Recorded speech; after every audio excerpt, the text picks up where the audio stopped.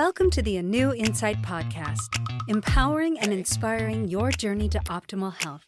Hosted by Dr. Supatra Tovar, clinical psychologist, registered dietitian, fitness expert, and author of Deprogram Diet Culture.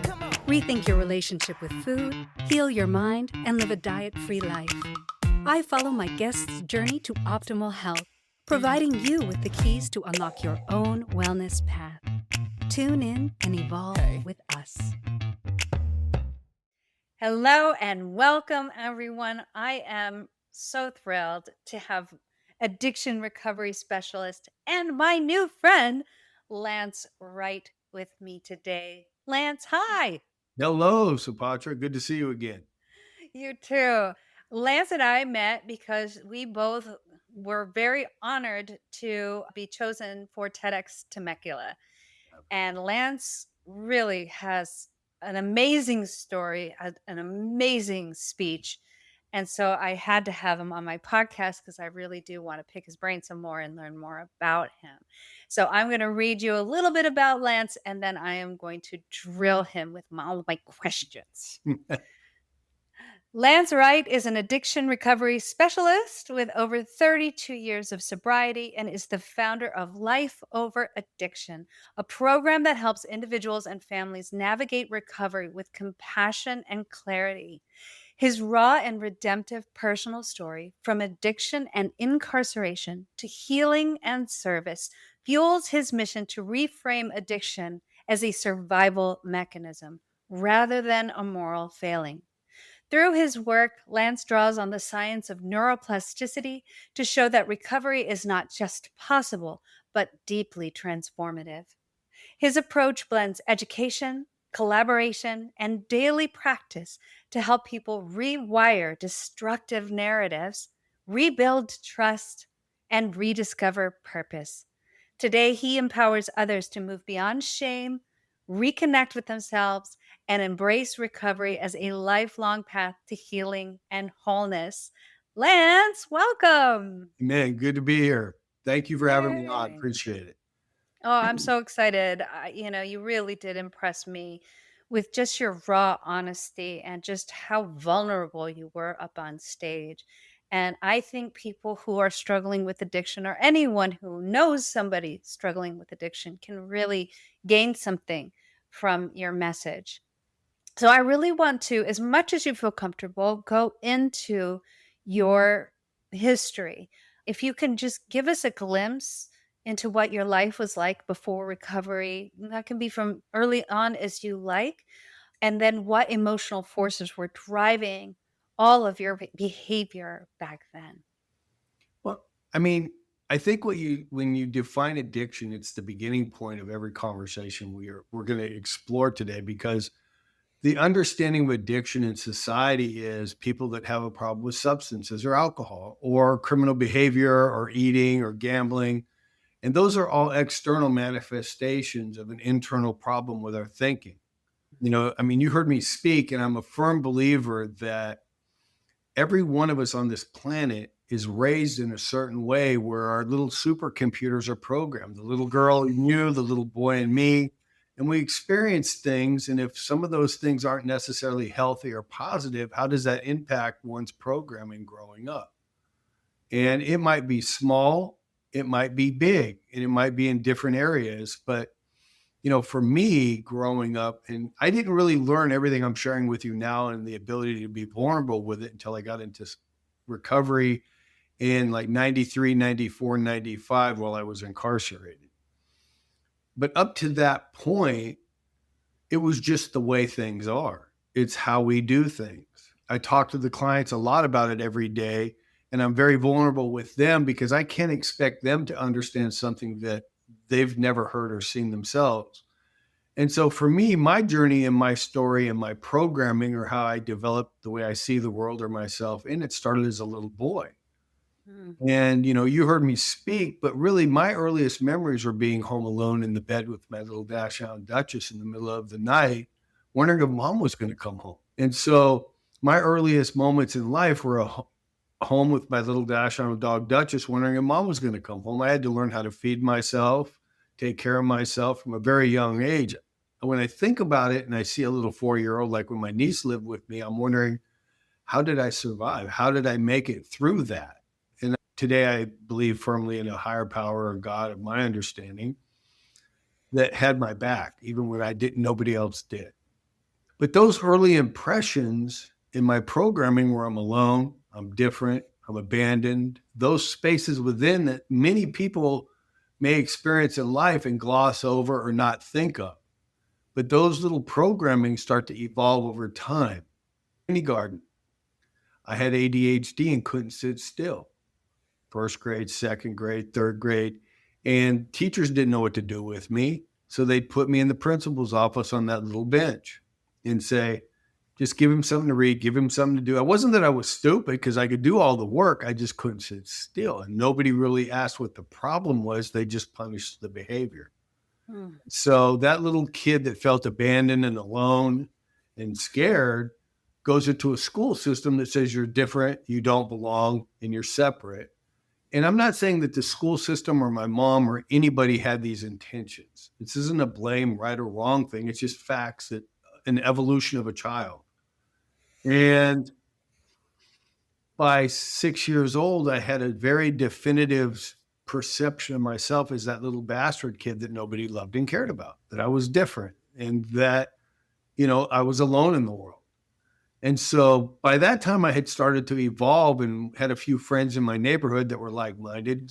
Not, how do you call a 6 or 7-year-old a troublemaker? We'd hang out. And one of the things that we do is play pinball down at the ground bus station. And not having a father and mom being WIC welfare and food stamps and doing the best she could to put food and pay the bills, I never had things. And so my friends would give me a quarter here or there, an extra game. But I always felt different or less than people because I didn't have what they had. And it was reinforcing that internal dialogue I had about myself, that perception, that narrative, that programming, that story. And so one day coming home from school, this is where my addiction started. You can see the programming, me coming home from school with this programming or wherever I was at coming home. And I saw a rack of the old Coke bottles or a couple racks of Coke bottles in somebody's yard. And I said, I know those are quarters because I've taken them to the store for my mom before. So I grabbed those little couple racks of Coke bottles and off to the store I went. Now, of course, I wouldn't perceive it as stealing or theft. We'll call it requisitioning at that age. And I had a handful of quarters all of a sudden. I was somebody. I had what you had. Matter of fact, I had more than what you had, and I couldn't wait to get to the pinball place at the Greyhound bus depot to give you quarters and to play 10 or 15 games. And that little kid that felt like the little bastard kid disappeared for a minute. I found an identity and a sense of belonging and being that I had not experienced, and I had money and I was up here. It was my first drug, really, to think about it. It changed how I perceived myself in the world. And Wow. people like me. They were like, oh, that's great. You're giving us quarters. It's, yeah, Lance. But the problem with anything that gives us those immediate relief like that is when those quarters were gone, that little bastard kid showed up in all his glory. And now mom's purse, the piggy banks, grandma's piggy banks. I was like, I found something that makes me feel normal. It changes how I feel about myself. And of course, it looks innocent. This little kid stealing quarters to play pinball or whatever. But that led to somebody teaching me how to shoplift so I could get good clothes and have things. And so I was beginning to be a little thief, and stealing and having things like other kids had was giving me this false identity, or it was helping me navigate away from the identity I didn't want, didn't like. Mm. And it was peers and friends that were like accepting and family and like, yay. And this little kid was finding a sense of purpose and an identity. And by 9, I was a little thief, to be honest. But we were in Northern California at an aunt's house, and my mom up to that point had taught me drugs was bad. And my aunt went under the couch, Northern California, pulled out the tray and rolled a cigarette. Passed it to my uncle, passed it to my mom, passed it to my cousin, who passed it to me. I'm going to do what they're doing. This must be okay. I choked and coughed and Everybody laughed. By the time it got around the second or third time, smoking pot was something I really liked. It made me Mm. lay back. I was cool. And now I had another thing that helped me change the space in here and in here. And from stealing and pot, it got into burglaries and trying everything but real hard drugs. And of course, with that, juvenile halls, youth authorities, camps, programs, I was reprobate, so to speak. And nobody really ever questioned, why is this kid screwed up? It was, you broke the law, you did bad, we're putting you in a facility, we're locking you down, boom, boom. And I'm not Mm. blaming anybody. It was just the system and how the system's set up. It's like if your son or your daughter get in trouble and you send them to their room without their phone for an evening and you don't explain why you're taking the phone, they're not going to learn why you're taking their phone. And so I grew up in an environment where incarceration or programming was the solution to my problems, and nobody really ever asked or explored it with me. And so my life up to 16 progressively got worse. Like we talk about alcohol or substances, my lifestyle progressed to a point where I was in a program for like 6 months behind the juvenile hall where they were trying to fix me. And in that program, I got taken home one night by my counselor and I found out my mom was dying of cancer. He told me, and I didn't hear cancer. I heard, mom's going to die. As this little, because I might have been 16, but I was more like 8 inside my head and my heart because I really never matured because I'd been just escaping reality all my life up to that point. And so my mom was diagnosed with cancer and I can't deal with that. I'm very empathic and it was too much for me. And I was already in a drug induced culture and lifestyle. So I just ran away.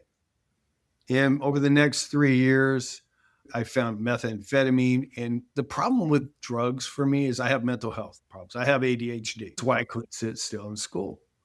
Well, right after I found out my mom was diagnosed with cancer, I met some people that said, "Hey, you want to do some meth?" I don't even know what that is. I thought it was like cocaine. You do it, it's high for a few minutes, and then you go whatever. So I was messing with these people and ended up doing methamphetamine with them. And when I first ingested that substance and it entered my system, my ADHD, it was like my entire life was like going through life like the Star Trek Enterprise through warp speed. Wow. And when I put that substance in my system, it was like coming out of warp speed in front of a planet and be like, I never even knew you have area. Amazing. I could see it was clarity. It was a euphoria. It was everything that I had never experienced. And it took away all the feelings, all the pain, all that. It was like Wow. the worst thing that could ever happen to me. And I remember saying, and I share this, where has this been my whole life? I never not want to feel this way. And obviously with a substance like that and looking back on my life and the broken soul that I was when I was introduced to that already broken, it just was off. And 3 years later, my mom died of cancer. I had turned off any relationship with God or anything decent and didn't care. And I was associated with some people doing some bad behaviors and actions. And in May of 1984, I committed a drug-related homicide, second-degree homicide. I speak it openly and I don't minimize my actions because I want to honor Matthew, the man who died, and his mother, Miss Ellis, and his wife, Tina, and his son, Brandon, and their family. I live and do today is to honor them and Matthew. And of course, my life and my journey, because I can see how I ended up there and how that man didn't deserve what happened to him any more than I did. And that's not a justification or a rationalization. It's just that I am responsible for my actions and I live accordingly today. But I didn't really get that when I was arrested and was sent off to prison with a 17-year, 4-month to life sentence. I continued to do the same things because it's the only way I knew how to cope with self, with the reality of my life. And inside, I was a piece of garbage, dirty, no good, should burn in hell. That was my self-perception by that point in life. And my first 9 years, I continued to do the same thing. By day, I looked like this by day. You will know at night when the door racked that I had drugs in the cell, and my roommate and I would every night get high. It was kind of my coping mechanism to deal with a place I couldn't cope. But 9 years into that life sentence, 3 months to my first parole board hearing, I got caught for possession of methamphetamine for distribution and being high as a kite. And I'm in an ad seg cell, and I came out of psychosis about 3 days later, and it was March 11th when I came out of it about 1:30 in the morning. And it doesn't take a rocket scientist to think that you're going to die in prison at that point. But I remember that night vividly. It was probably like we talked about disruption. It was the first real disruption in the programming when I stopped and I stepped back, and it was like an out of body experience in that morning, crying and sobbing and weeping. And I looked at my life. I remember saying, how did this happen? This is not who I am. And it was an angry statement internally, like looking at my life, because I knew that person isn't who I am, but I didn't know how, why, or what to do with it. I just knew I didn't want it anymore. And so, at that point, I had surrendered to the fact that I didn't want that lifestyle anymore, but I didn't know what this new one was going to look like. And you didn't hear me, and I didn't speak about this. This is the first time you're hearing about it. But one of the more pivotal points in my life was 3 months later when we went to the parole hearing. And two things really stood out to me and still stand out. One is I got to go into the parole board and say, look, I get I have problems. I don't know the answers, but I'm committed to finding out why and changing them. And they were like, finally, you woke up. And it was really authentically me saying, I'm broken and I know that I'm going to figure this thing out. And they just were like, okay, great. But in that hearing, Matthew's mom, Miss Ellis, talked about him as a little boy growing up.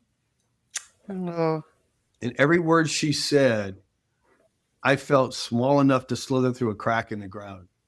Wow. My self-judgment was overwhelming. Yeah. And at the end of her share, she looked over and she made eye contact. And she said, we're Christians. We don't believe in hate. It would serve no purpose. We forgive you. Oh. Okay. But then she said, we don't understand how you could have done this to our loved one and our family. And so I believe that day God spoke through her and gave me a spirit or an insight or something I didn't have in the emptiness of my within space, and a direction to figure out my life and to change. And over the course of the rest of my 18 years after that of incarceration, because I did a total of 27 years, she began to be a chief advocate for my release, because I had found a mentor that about a year and a half later in an AA meeting in prison, some Opie Taylor sober kid said, you should go to those meetings when you heard my story. I'm trying to keep my bad language down here, but You're great. right? I should probably be in those meetings, even though I don't think they work. So I'm sitting in these meetings with Opie Taylor, and I'm like, okay, I'm here. But they're giving you a chrono that says you're a good boy and you're going to meetings. So, hey, it's a manipulative thing. Hey, I'm doing good, right? I don't know what any of this recovery stuff means, but I'm going to meetings. But in those meetings, there was one night a new guy came to the prison to the meeting, and he didn't talk about drugs and alcohol when he shared. He talked about pain growing up. He talked about losing his sister at Christmas and blaming himself, and how his girlfriend was horrifically attacked by two brothers, and how he took justice and became a monster and a major gang member, and how he was pissed off and wanted to meet this God, and how he was on death row and a nun told him he wasn't going to die. And that year on his birthday, the death penalty was ruled unconstitutional in California.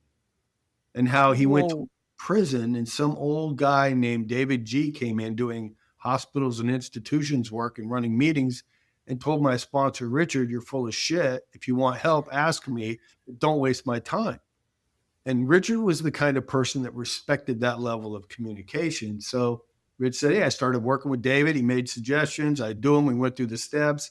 I still do them. They work pretty good. They might work for you. And he kind of just tossed the mic. And I was like, that's the first person I've ever heard that talked about transformation and recovery that made sense. I didn't know how he, Wow. but he had my attention. And he spoke from the heart. And like you said earlier when we first started this, his vulnerability attracted me. His honesty and authenticity made me think there was hope. Mm. And from that point on, my life began to change. He wasn't one of those people that said, you have to do anything. He said, let's sit down over lunch and talk about step one. Step two, let's meet on the yard and talk about step three as a group of us, like 8 or 10 of us. And he was taking us and teaching us what the 12 steps were so that we would be comfortable saying, hey, Rich, would you sponsor me? And the rest is history. Richard was not, I can't say that. He was kind of heart and an authentic, Supatra, I care about you. I know you have a problem. You know, I can help you with the problem, but I'm not going to fix it for you. I can show you how and help you get there. That's the most horrible place ever, that somebody sees you and knows you and you know they can help you. It's very difficult, but he was a Mhm. master of it. And over the course of years, I learned to enjoy vulnerability and being honest, because he said honesty will produce stronger character and ultimately happiness. And that's the truth. And that That was, is so beautiful. yeah. And so that's kind of where I met Richard. And then he left, and there was a bunch of us on the yard that were like, oh God, Richard's gone. What do we do? And some of us just looked at one another and said, we've been doing this 10 or 12 years. Let's just keep doing what we do. Because he had already taught us how to be men.